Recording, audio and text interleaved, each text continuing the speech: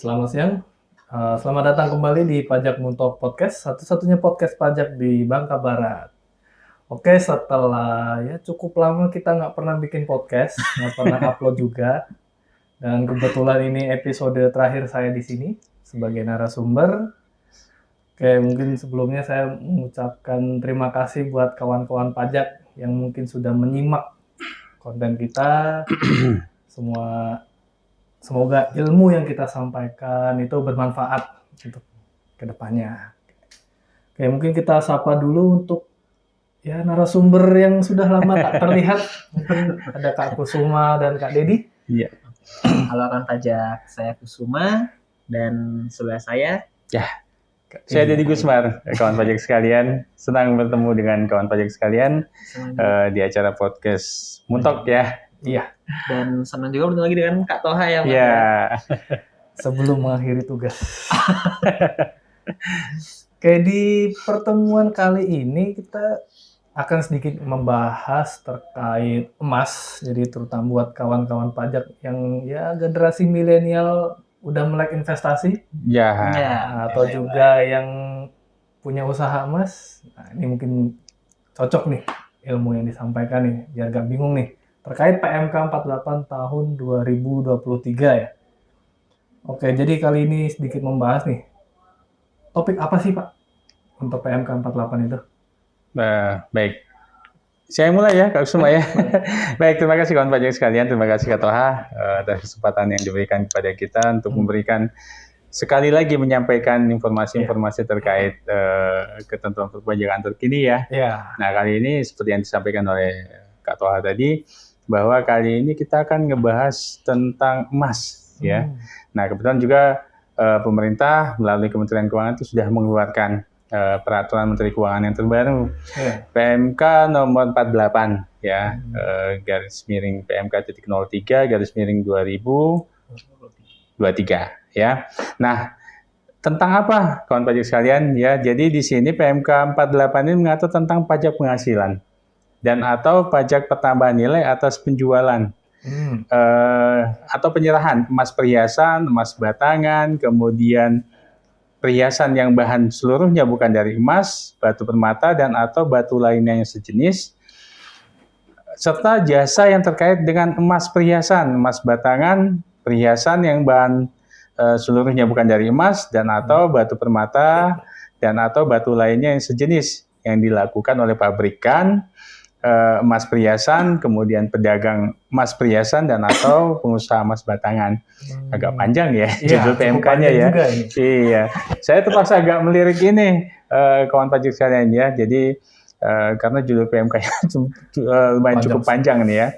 Nah, jadi kawan pajak sekalian, PMK ini mengatur kembali dua PMK sebelumnya yang sebenarnya sudah mengatur tentang penyerahan emas perhiasan ini. Jadi ada PMK sebelumnya itu PMK nomor 30 tahun 2014. Kemudian juga PMK 41 tahun 2022. Ya, jadi kalau PMK 30 tahun 2014 itu tentang PPN atas penyerahan emas ya, emas perhiasan, dan PMK 41 itu tentang pemungutan PPh pasal 22-nya ya, yang berkaitan dengan penjualan emas di dalam negeri. Nah, dengan berlakunya PMK 48 ini, maka sejak 1 Mei 2023, dua PMK tadi sudah tidak berlaku lagi. Jadi kita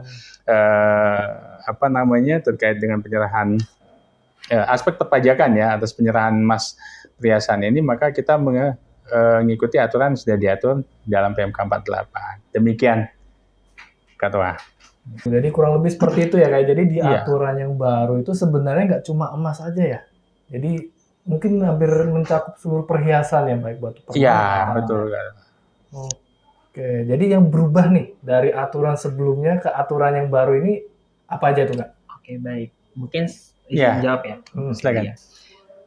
Jadi tadi kan udah dijelasin nih sama Mas Dedi yang kata bahwa dari PMK yang dari 30 2014 terus dari PMK yang tadi 01 2022 kan ada mengalami perubahan, sehingga dari yang adanya PMK terbaru ini, maka PMK yang dari PMK 30 itu kan udah gak berlaku lagi ya. Nah, di mana di PMK 48 ini itu mungkin kalau kita membacanya ya sama ini mungkin bisa kita bagi menjadi beberapa bagian. Terutama bagian pertama nih, di mana di bagian pertama ini di PMK ini mengatur adanya pihak lain yang ditunjuk oleh menteri, itu Menteri Keuangan sendiri untuk melakukan pemungutan, penyetoran dan pelaporan PPh dan atau PPh atas penjualan emasnya dan atau emas batangan yang dilakukan oleh pengusaha emas perhiasan atau pengusaha emas batangan itu sebagai subjek pajak dalam negeri yang terlibat langsung dalam transaksi. Jadi kalau misalkan mungkin kalau dulu nggak dikasih tahu jelas sih siapa penunjuknya atau misalnya masih bingung kita mungut apa enggak. Nah kalau di PMK ini tuh dikasih tahu langsung adanya pihak lain ditunjuk dan yang merupakan tadi saya sebutkan siapa yang menjadi pihak lain yang memungutnya tersebut. Nah pengusaha pun yang tadi saya sebutkan itu meliputi pabrikan emas perhiasan dan juga pedagang emas perhiasan yang mana besaran tarifnya itu 0,25% dari harga jual emas perhiasan dan atau harga jual emas batangan itu. Jadi tarifnya pun udah ditentukan, siapa yang menjadi pemungutnya pun udah ditentukan yang disebutnya juga sebagai pihak lain, kayak gitu. Betul. Nah, di bagian kedua itu ada mengenai pemungutan PPh sehubungan dengan jasa. Tadi kan sudah dijelasin ya oleh Mas Dedi ya terkait jasanya. Yang mana jasa ini itu yang mencatat atau mencakup jasa atas emas-emas itulah. Tadi ada emas batangan, ada emas perhiasan, dan juga ada perhiasan yang bahan seluruhnya bukan dari emas dan ataupun yang tadi batu permata dan batu lainnya yang sejenis. Nah, yang mana dalam ketentuannya untuk imbalan jasanya itu yang diperoleh oleh wajib pajak ya atas yang jasa itu, kalau misalkan jasanya itu diperoleh orang pribadi dalam negeri, maka dipotongnya PPh 21. Tapi kalau misalkan diperoleh wajib pajak badan dalam negeri, maka dan atau BUT sih. Jadi ada BUT-nya juga dipotongnya PPh 23. Jadi di sini pun dijelaskan kalau atasnya jasa itu dipotongnya oleh pajak dengan pajak apa aja, pasal berapa aja. Kayak gitu, 21 untuk yang orang pribadi dan 23 untuk yang wajib pajak badan dan atau BUT. Terus yang bagian ketiga terkait tadi kan Mas Dedi bilang PPh dan PPN. Nah, bagian ketiga terkait PPN-nya Mas Toha. Di mana di PPN ini dikenakan atas penyerahan emas perhiasan dan atau jasa tadi. Jadi selain ada PPh, ada jasa juga. Karena atas yang pabrikan emas perhiasan dan pedagang ini dia tuh harus PKP. Kalau nggak PKP nggak boleh. Iya, makanya di sini selain ada pemungutan yang tadi PPh, juga ada pemungutan atas PPN-nya. Betul. Nah, PPN yang dipungut itu disetorkan dan juga dihitung dengan menggunakan besaran tertentu. Dengan tarif ada dua secara umum, yaitu 1,1% dan 1,65% dari harga jual. Kayak gitu. Nah, namun khusus penyerahan dari PKP pedagang kepada pabrikan tarifnya itu 0%. Ya, jadi dua tarif umum yang utama 1,1 dan 1,05 dari harga jual. Namun ada satu tarif khusus yaitu penyerahan dari PKP pedagang kepada pabrikan itu tarifnya 0% dari harga jual. Jadi makin jelas lah ya. Makin jelas. Memang pengaturannya dia semakin kok ada banyak yang diatur gitu kan. Jadi memang harus diteliti di aturannya, tapi dia semakin lebih jelas. Oh, ini berapa persen kenanya berapa, pasal berapa. Nah, makanya tadi ya Kak Kusuma dan Kak Toha ya, artinya di PMK yang lama itu kan dipisah PMK-nya antara pengaturan PPh dan PPN. Nah, ini dengan adanya PMK 48 semuanya kita rangkum nih jadi satu gitu ya. Jadi di sana ada terkait tentang bagaimana PPh atas penyerahannya, kemudian bagaimana PPh atas jasa jasa dalam memproses emas perhiasan atau emas batangan dan seterusnya tadi gitu ya, termasuk dengan PPN-nya seperti itu. Jadi kita lebih sederhana, lebih simpel dalam membaca aturannya seperti itu. Oke, jadi ya bisa dibilang lebih ringkas aja sih Kak ya. Jadi kalau ketika kita nih ada penjual beli emas, kita nggak perlu harus cari ke undang-undang yang lama. Undang-undang yang satunya untuk yang PPN, aturan satunya untuk yang PPh-nya, kayak gitu. Oke, jadi sebenarnya gini, enaknya apa sih Kak? Jadi apa yang jadi kan kita biasanya kalau aturan terbit kan untuk mempermudah ya. Nah, kemudahan apa sih Kak yang kita peroleh nih dari aturan yang sebelumnya? Enaknya apa sih nih dengan aturan yang terbit itu apa tuh yang efek buat kitanya? Ya, baik. Jadi begini, kawan pajak sekalian. Jadi kalau bicara kemudahan ya, kita lihat dulu mungkin objeknya lah kali ya. Ya, Kita lihat di situ objeknya objeknya dulu, Mas. bagaimana. Jadi di PMK 48 ini kita objeknya sebenarnya ada dua ya. Ada yang atas penjualan emas perhiasan, kemudian juga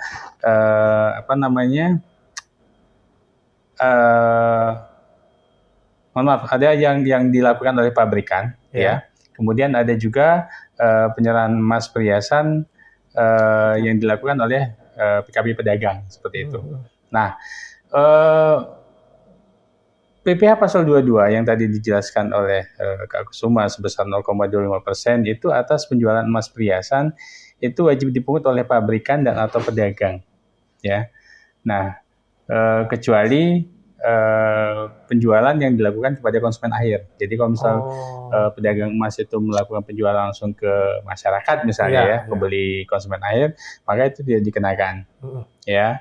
Nah, kemudian juga bisa jadi antar pedagang emas itu saling menjual barang dagangannya. Oh, sama pedagang ecerannya gitu ya. Nah, apabila sesama pedagang emas ini si pembelinya itu merupakan wajib pajak yang termasuk dalam kategori sebagai WP dengan perjalanan usaha tertentu atau kita mengenal dengan istilah UMKM WP UMKM yang dikenakan PPh final, maka sepanjang dia memiliki suket namanya, maka dia tidak juga dikenakan pemungutan PPh 22 tadi.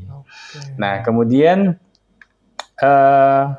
dan atas kalaupun misalnya dilakukan pemungutan PPh 22, maka PPh 22 tersebut bisa dikreditkan oleh si pembeli tadi, oleh si pembeli emas tadi.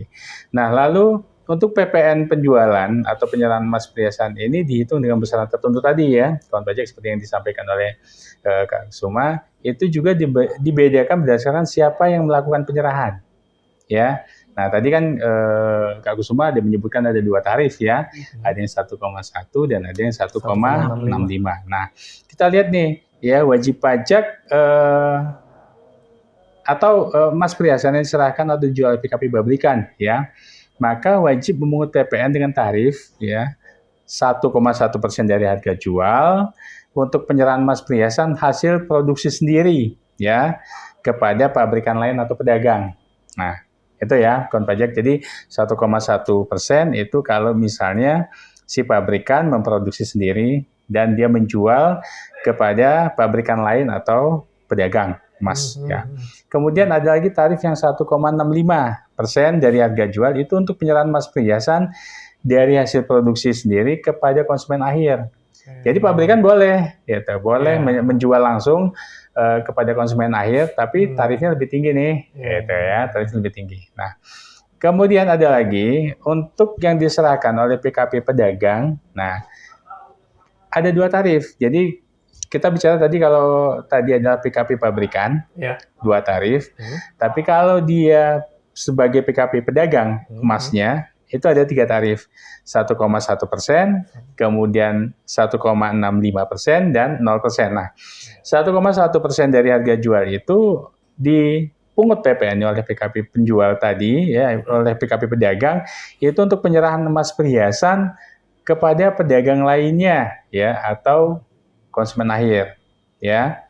Nah, dengan catatan PKP pedagang emas ini itu memiliki faktur pajak lengkap. Ya, faktur pajak lengkap ketika dia memperoleh emas batangan ini. Ya. Jadi namanya pedagang emas, pengusaha emas, dia pastikan akan membeli dulu nih, ya, atau memperoleh dulu suplai emasnya, kemudian dia jual. Nah, ketika dia membeli emasnya tadi, emas perhiasan atau emas batangan, ketika dia melakukan pembelian, dia mendapatkan faktur pajak lengkap, maka dia ketika menjualnya emas batangan, dia menggunakan tarif 1,1. Nah, kemudian ada lagi tarif yang 1,65% dari harga jual. Ya, itu dilakukan oleh PKP pedagang ketika menjual barangnya langsung ke konsumen akhir, ya, ataupun pedagang lainnya, dengan catatan bahwa dia tidak memiliki faktur pajak lengkap. Jadi bisa jadi nih, dia membeli dari pabrikan, tapi pabrikannya tidak memberikan faktur pajaknya, ya, atau faktur pajaknya dalam kategori faktur pajak tidak lengkap, ya. Nah, maka si PKP pedagang tadi ketika menjual ke konsumen akhir, emasnya wajib dia pungut PPN-nya sebesar 1,65.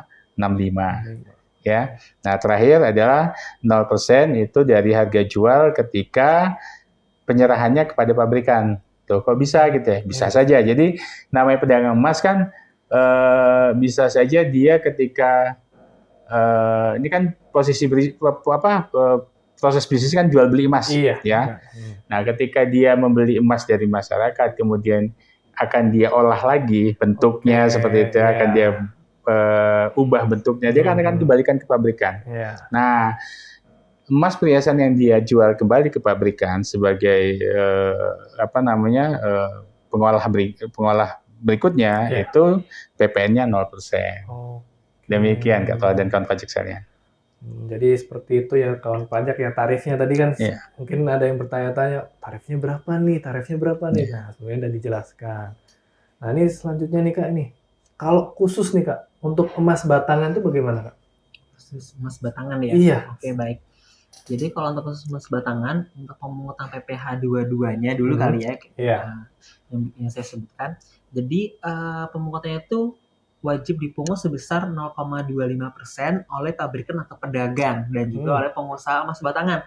Tapi ada kecualiannya, di mana dalam PMK ini bahwa kecualiannya itu adalah yang penjualan emas batangannya pertama kepada konsumen akhir dan juga ada yang melalui pasar fisik emas digital. Di mana kalau konsumen akhir itu misalnya kayak WP dikenai tadi yang disebutkan oleh Mas Dedi, WP dikenai PPh final. Itu dia dengan PPh final, terus dia ngasih tuh suketnya. Makanya kan dia nggak dipungut PPh 22 0,5%, ya kan? Dia langsung dipungut PPh final. Atau WP memiliki SKB pemungutan PPh 2 pasal 22. Atau misalnya pengusaha atau pabrikan emas yang penyerahannya itu kepada Bank Indonesia. Itu dia tidak dipungut PPh 22. Pun yang tadi disebutkan juga yang penjualannya melalui pasar fisik emas digital sesuai dengan ketentuan mengenai perdagangan berjangka komoditas. Nah, itu dia tidak dipungut PPh pasal 22. Untuk PPN-nya, di mana PPN ini tuh untuk penyerahan emas batangan oleh PKP pabrikan juga dan atau PKP pedagang. Nah, dari awal kita selalu nyebut ya PKP pabrikan dan PKP pedagang karena memang mereka lah yang melakukan penyerahan itu atau penjualan itu. Nah, yang mana selain untuk kepentingan cadangan devisa negara dilaksanakan sesuai ketentuan perundang-undangan di bidang perpajakan. Nah, yang lebih jelasnya misalnya emas batangan untuk kepentingan cadangan devisa negara yang mana itu non BKP sehingga dia nggak ada PPN-nya. Kayak gitu. Terus emas batangan juga yang selain untuk kepentingan cadangan devisa negara yang mana selama dia diberikan fasilitas PPN tidak dipungut. Itu ada ketentuannya di PP 49 PP nomor 49 tahun 2022 terkait PPN. Kriterianya apabila emasnya berbentuk batangan, kadar emasnya paling rendah 99,99%, dan yang terakhir kadar tersebut dapat dibuktikan dengan sertifikat. Jadi memang ada pengecualian juga untuk PPN, namun yang tadi dijelaskan itu aja untuk yang tidak dipungut oleh PPN. Untuk yang untuk yang lainnya tetap dipungut kayak gitu. Oke, siap. Oke, mungkin ada tambahan lagi Kak Dedi?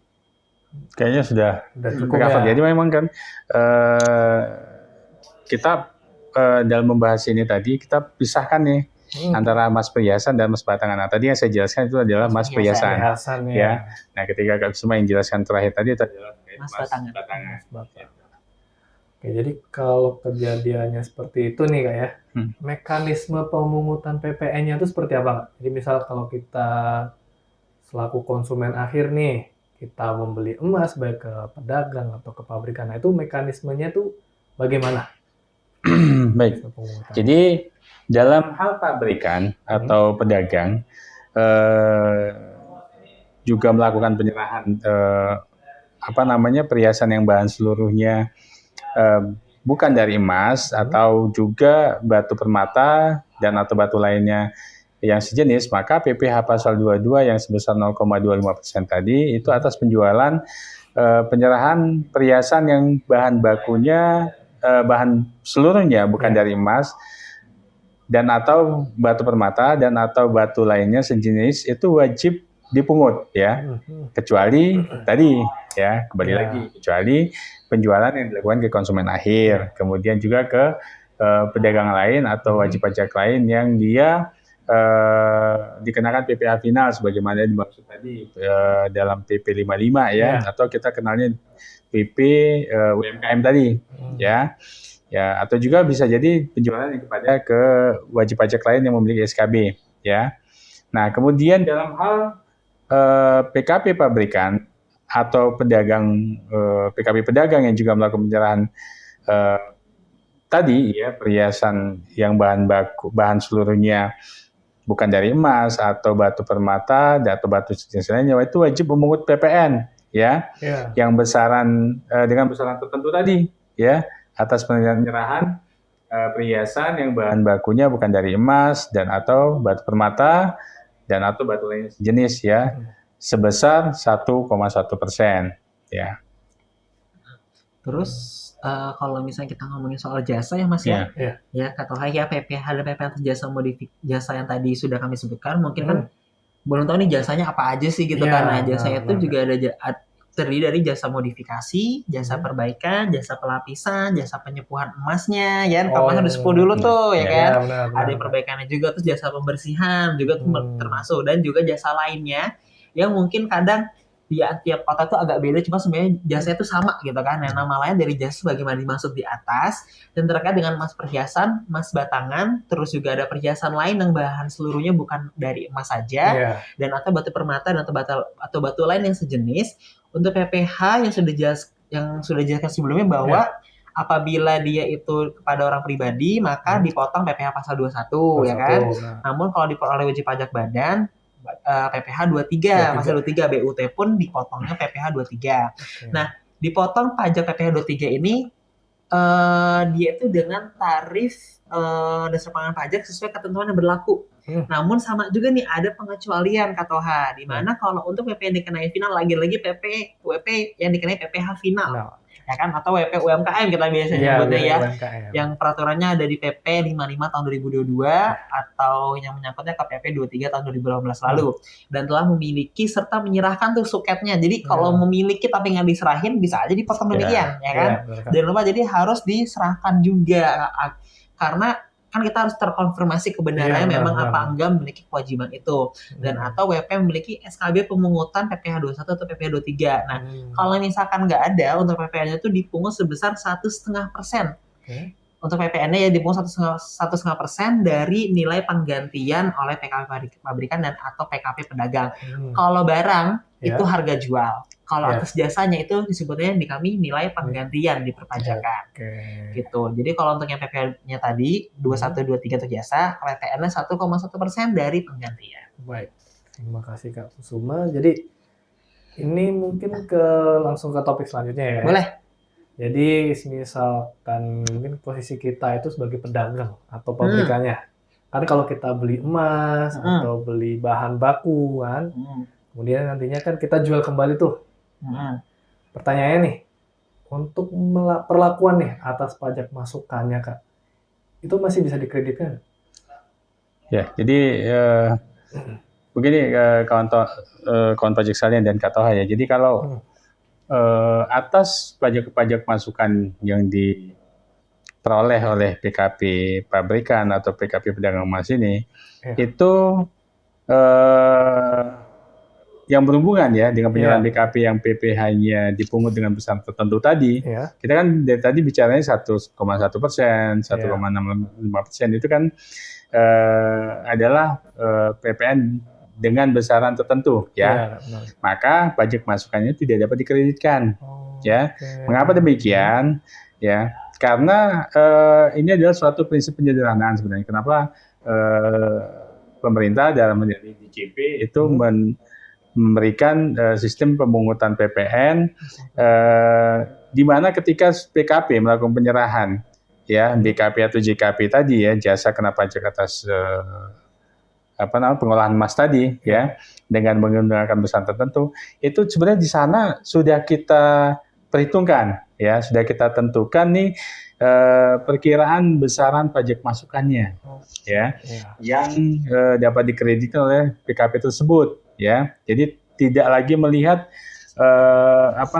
berapa besar nilai pajak masukannya, ya plus minus lah ya. Atau artinya gini, karena sudah dipatok ya, sudah dipatok apakah dia 1,1% penyerahannya gitu. Jadi apakah dia PM-nya banyak atau sedikit itu sudah tidak melihat itu lagi, ya. Jadi kita sudah melihatnya bahwa dengan menggunakan nilai PPN besar tertentu ini, maka PKP baik pabrikan maupun pedagang emas ya sudah tinggal setor saja atau hitung saja PPN-nya sebesar nilai yang 1,1% atau 1,65% tadi. Jadi nggak perlu kita mikirin pajak masukan. Betul.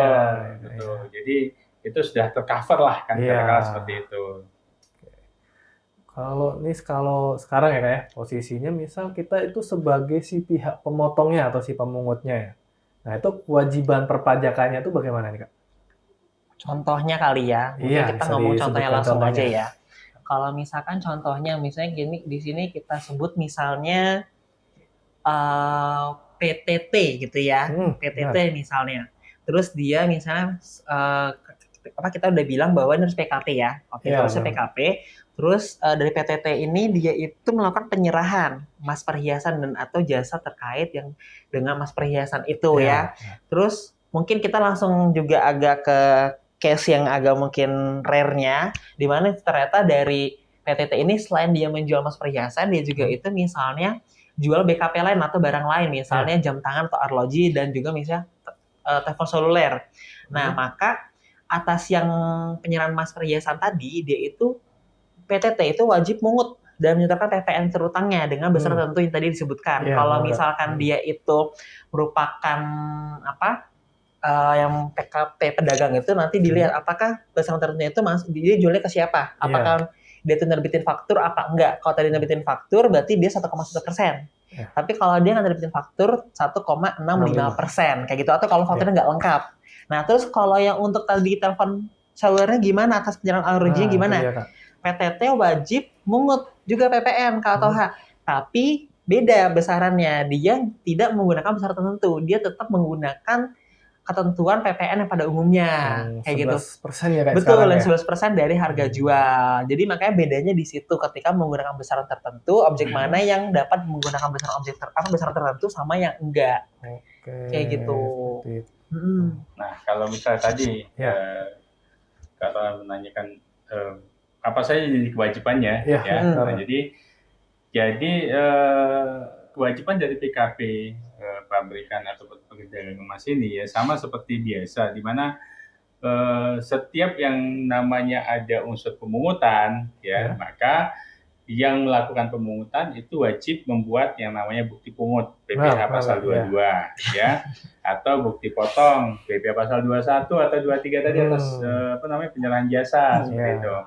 Nah, itu diserahkan ke pihak lain yang tadi dipungut atau dipotong tadi atas pajak yang telah dipungut tadi, itulah dilakukan penyetoran sudah mungut pajaknya PPh 22 tadi 0,25% gitu ataupun PPh 21 atau 23 yang sesuai dengan ketentuan yang berlaku itu dilakukan perhitungan kemudian penyetoran pajaknya Kemudian juga ada kewajiban PPN-nya semua jadi kewajiban PPN-nya tadi mereka juga wajib melaporkan usaha mereka, yang jelas pertama kali adalah mereka wajib dikukuhkan sebagai PKP. Jadi kalau kita bicara PPN maka wajib pajak tadi harus menjadi yang namanya PKP, pengusaha kena pajak. Nah itu harus dikukuhkan dulu jadi tidak bisa sembarangan dia main pungut PPN tanpa sebelumnya dikukuhkan seperti itu Jadi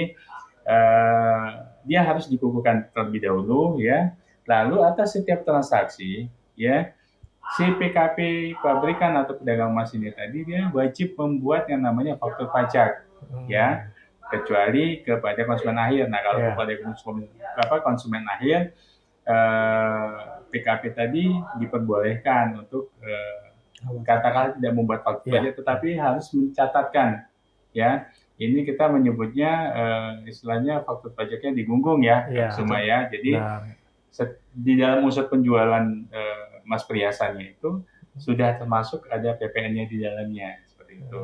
Oke. Ya. Nah, sama seperti PPh 22 tadi. Jadi atas PPN yang sudah dipungut itu wajib disetorkan ke kas negara. Oke. Demikian. Dan juga selain dipungut dan disetorkan, ada kewajiban lapor Oh SPT-nya. iya, betul. Oke, betul. benar. Iya, Iya. kalau 2223 di SPT masa PPh unifikasi Betul. ya Mas Dedi Iya, ya. iya. Kalau 21 masih di SPT PPh 21 ya, yang masih Oke. pakai aplikasi tuh kata kalau sekarang. Iya. PPN-nya jangan lupa lapor di SPT masa PPN. Ntar nggak lapor denda. Iya. Ya agak sayang juga ya. Sayang karena- juga gitu kan, udah tarifnya besar tertentu Iya. tapi masih harus bayar denda karena terlambat lapornya. Memang seperti itulah. Jadi kadang nggak semua surat cinta itu bikin bahagia. Rasanya seperti itu. Oke, mungkin ya sudah banyak banget yang kita bahas ya Kak ya. Jadi kalau misalnya nanti kawan pajak nih, ada yang mau bertanya-tanya, ada yang masih bingung, nanti bisa browsing gitu. Nanti bisa tanya-tanya ke kita via DM Instagram, WhatsApp, atau tidak mungkin di komen. Jadi bisa komen aja di YouTube kami. Karena ya cukup sepi juga komen. Bisa juga mungkin konsultasi ke kantor pajak langsung ya Bisa Kak juga ya. seperti itu. Daripada kita harus menerka-nerka nanti jatuhnya salah kan, sakit hati juga, nanti tiba-tiba dapat surat cinta kan repot kita. Betul, Betul betul. banget, Responnya Kak. kita nggak tahu bagaimana ya Betul. Kak ya. Oke. Daripada terlambat juga nanti Nah. lapornya buat fakturnya Kak Toha ya. Ya, sebenarnya kan kalau PPN ini ya memang kalau bisa dibilang agak tricky juga sih ya Kak ya. Mungkin apa namanya? Bisa dibilang bahasanya mungkin agak luas juga ya PPN ini ya. Iya. Secara tarifnya mungkin agak banyak juga sih jenis-jenisnya. Oke, mungkin cukup sekian pembahasan kita pada hari ini. Oke, terima kasih Kak Kusuma, Kak Terima Didi kasih, atas Mas. ilmunya. Semoga bermanfaat buat kawan pajak semua. Oke, sebelumnya mohon maaf apabila ada salah kata. Mungkin sebelum kita tutup bisa jargon seperti biasa karena sudah Boleh. lama ya kita nggak jargon. Boleh. Oke, ketika saya bilang pajak kuat, Indonesia maju ya. Oke, siap. Pajak kuat, Indonesia maju. Oke, terima kasih. Wassalamualaikum warahmatullahi wabarakatuh. Waalaikumsalam warahmatullahi wabarakatuh.